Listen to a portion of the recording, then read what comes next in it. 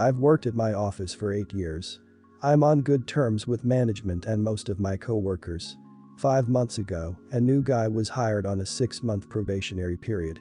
I'm not his supervisor, but I'm definitely a senior employee. I'll call the guy Ted Farrow because he's an idiot here. Supervisor was going around introducing Ted to people, and when he got to me said, "This is John," and described my job. "Hi, Jack. It's John." "What?"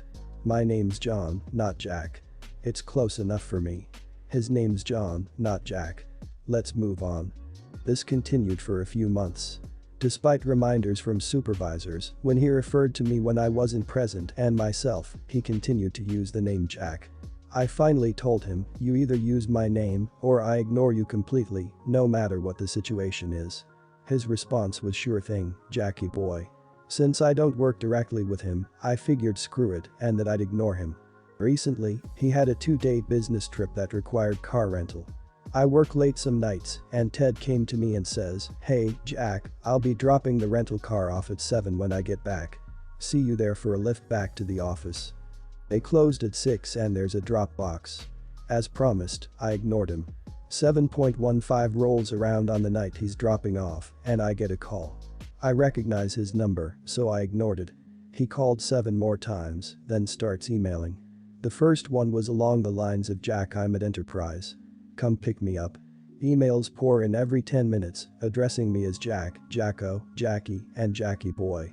The emails also started being laced with profanity and a couple threats. I signed out and went home. It was raining hard. Next morning, I saw that Ted had sent a few more emails. I printed them off. At 10 a.m., he storms up to my desk and screams, "Where the hell were you? I told you when to pick me up.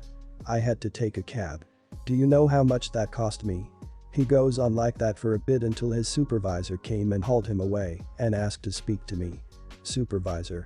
Ted tells me that you ignored his requests for a pickup when he dropped off the rental. He was caught out in the rain."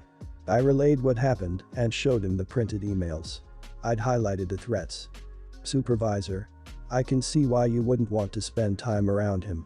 But it was still kind of inconsiderate to leave him stranded in the rain. That's not the greatest neighborhood and he could have been hurt." He sighed and said, "With the threats and him being on probation, he no longer works here. Just try not to be an idiot in retaliation to your coworkers." A few people at the office have commented that I'm the idiot for ignoring Ted and getting him riled up, which got him fired. Am I the idiot on this? Definitely not the idiot. Teddy boy needs to grow up.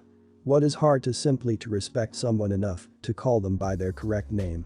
He purposefully ignored your requests, so you ignored one of his. Personally, I probably would have tried ignoring him on an issue with lower consequences first, so he has no excuse that he didn't know it would happen. You're not his buddy. It doesn't matter what the culture of the place is, he is a newbie, he should show basic respect. It was a bit childish to leave him in the rain. But it's also incredible childish of your coworker to keep calling you Jack. Also, he's an idiot.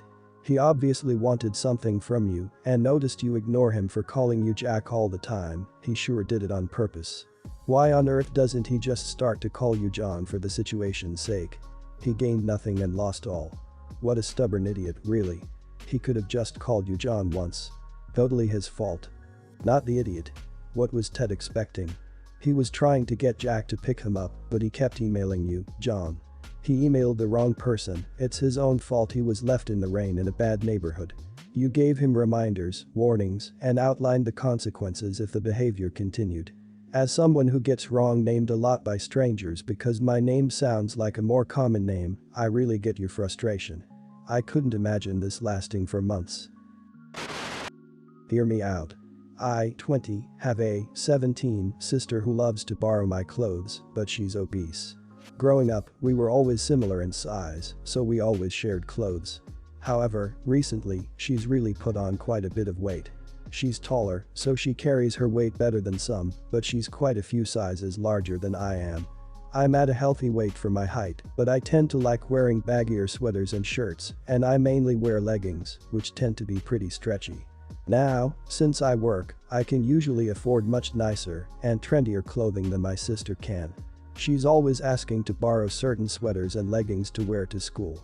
The problem is that while some of my baggier clothes do fit, she stretches them out quite a bit when she wears them. Some items she has even repped.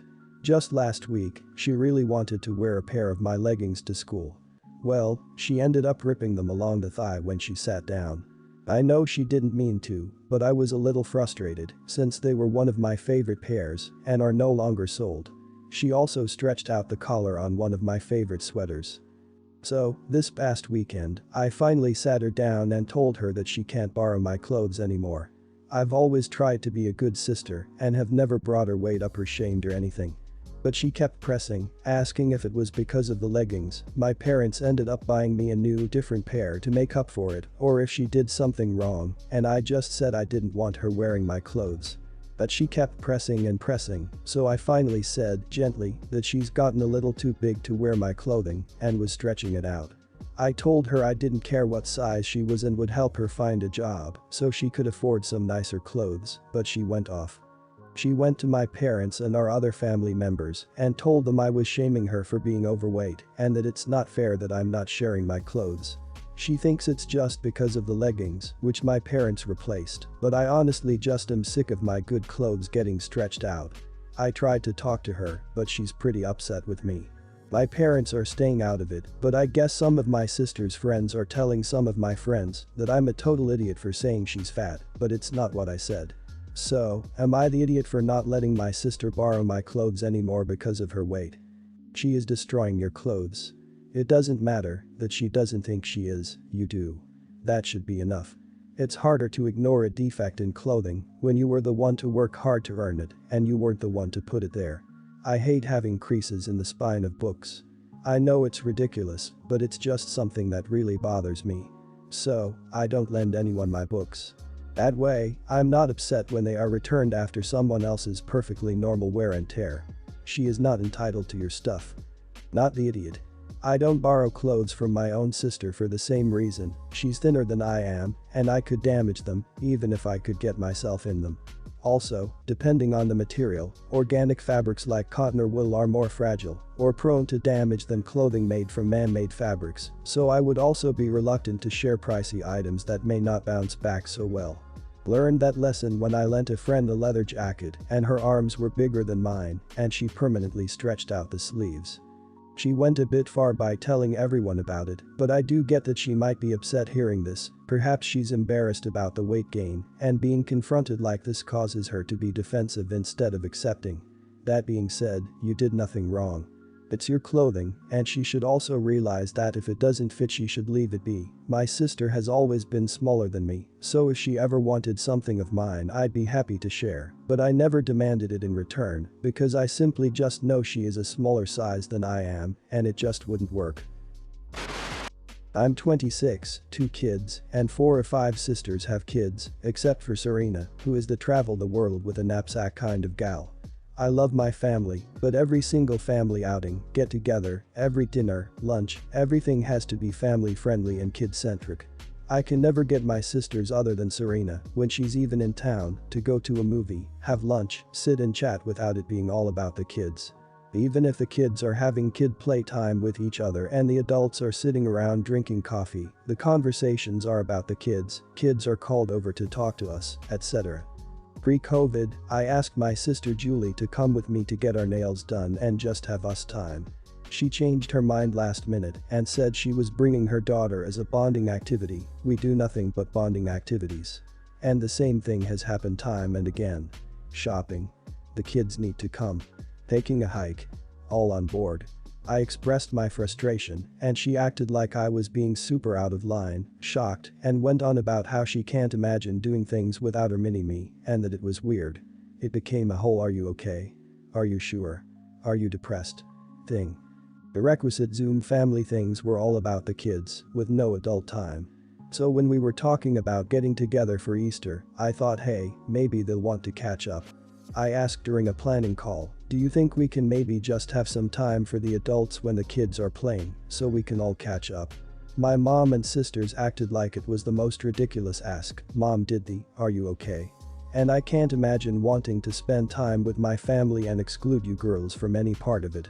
That's not normal.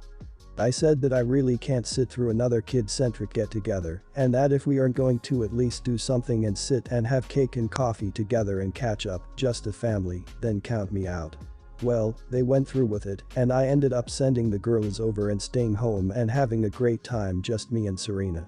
She said that she understands how I feel and she stands with me because they exclude her as well since she doesn't have kids and has been clear that she never will. Of course, she and I are being talked down to and told we're idiots to treat family like that we should have all been together as a family and that it's time to grow up and accept that it'll never just be the sisters again.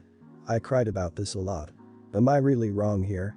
Is this normal and I just need to accept never seeing my other sisters one-on-one without their kids being the focus of everything? Not the idiot. Next time they ask if everything is okay, no. Everything is not okay.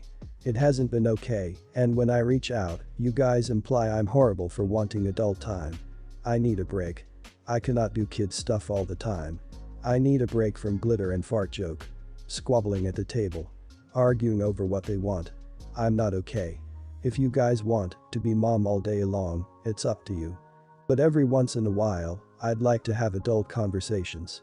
If you guys want to call it selfish, go for it. Not the idiot. I can get that family holidays are mostly about the kids, but surely they don't have to be the whole conversation. I find that really strange. But it is even stranger that they can't do anything without the kids. I get they love their kids, but do they not have an identity outside their children? Well, sitting out on Easter might seem extreme from the outside. To preface, I'm like Serena and haven't even been home for a family celebration since my brother's wedding 3 years ago. You tried to compromise. No idiots here.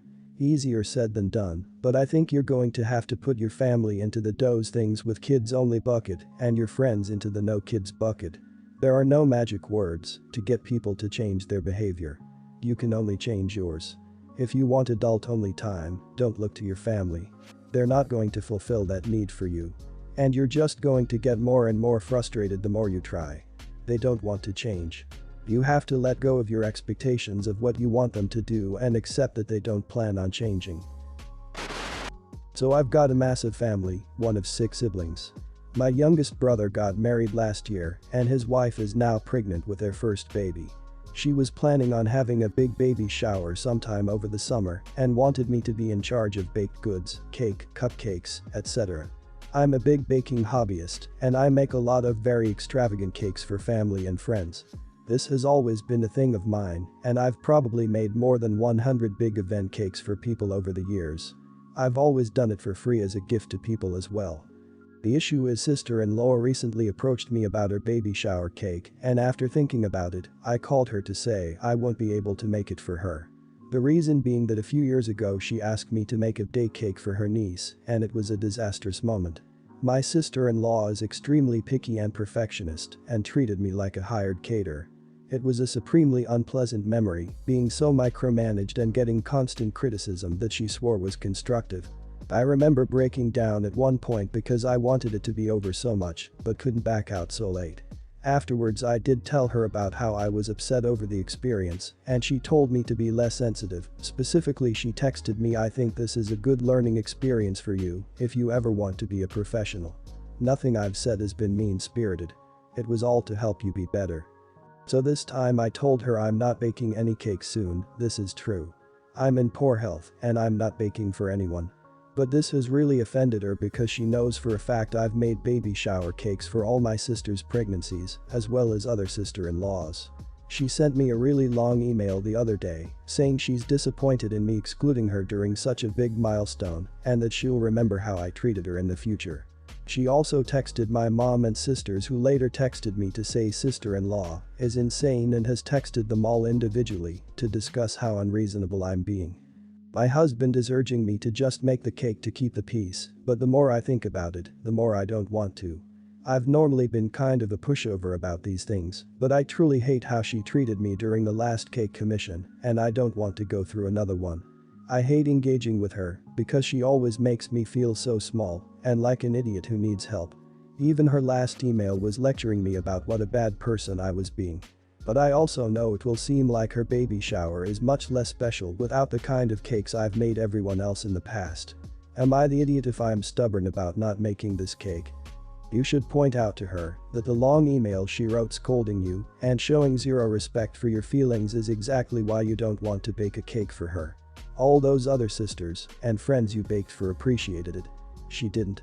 You remember how she treated you in the past, and now she's experiencing the consequence in her own future. Not the idiot. Stick up for yourself. You teach people how to treat you, and you don't have to resign yourself to doormat status just to keep the peace. Not the idiot. Here's my go-to. I'm sorry, that's just not going to work this time. And I'd add, I'm sorry the future of our relationship resides on whether or not I bake you a cake. And leave it at that. Your husband doesn't have to deal with it. Also, when you are in business for yourself, you do get to choose with whom you care to work. Your history speaks for itself. She asked, you said no. Oh, and you aren't saying it to be mean-spirited, you're trying to be helpful. Add that. You don't have to have any relationship with this woman if you don't want. Me, 26, and my husband, 27, have been married nearly a year now, and due to COVID and him being really close to his family, we agreed that his mother could stay with us for a while. I've always been friendly with his mother, but we've never been as close as she is with his brother's girlfriend. Bear in mind I've been dating my husband for 9 years, and my brother-in-law's only been with his girlfriend a year, and none of us knew her beforehand. My husband's family are Catholic, whereas I'm atheist, but that doesn't tend to affect things as his family don't go to church not even at Christmas, they just seem to hold those views. I hope you understand what I mean. The other day after working all day and being really unwell due to period cramps, I have endometriosis, I decided I needed to lie down, and my husband was fine with it and brought me some painkillers and some food. I woke up about an hour later to shouting. My mother-in-law was telling my husband that I was being lazy and how God is disappointed in him for choosing a terrible wife. She believes I shouldn't work and should be pregnant by now, if I was a good wife, that is. When my husband pointed out I have endometriosis and was in pain so needed some rest, she told him that I was faking it and that there's no such thing because she's never had period pain. I'm fuming and decide to walk out to them and tell her to leave. She told me I can't tell her to leave when it's her son's house. I paid the majority of the costs for the house, but I still consider it our house. I threw her stuff in a bin bag and threw it onto our driveway and told her to leave. She left in the end, and although my husband backs me, he believes I went too far, and I'm getting some very abusive messages from his family. I'm really sensitive due to my endometriosis, because I had a miscarriage last year which his mother knows about and at the time, accused me of murdering my husband's child. Honestly, I think I've been calm and polite for way too long. I accepted her calling me a murderer, because I thought it was her grieving for her grandchild, but now I just can't put up with her anymore. I think I'm in the right. So, am I the idiot? Not the idiot. Just calling you a murderer due to your miscarriage is already horrific and something you shouldn't have to have gotten accustomed to. I'm sorry to hear that. That in itself would already have made it acceptable to not even let her come live with you guys. If I was still Catholic, I'd mistake you for a saint. To then make you this stressed and cause this much of a ruckus in your own home. Obviously if she hated you this much then this needed to be dealt with, this would not be a one-time situation. You absolutely should distance yourself from his family. Not the idiot. And I think it's time for you to have a serious conversation with your husband. List out all the ways that mother-in-law has made you feel less than and explain how damaging that is to you and figure out with him what is the best way forward. It probably seemed like too far for him because he doesn't realize how long and how affecting this has been for you, so I think it's being best to open up communication and figure out next steps for you two, together. Instead of hoping he would have noticed.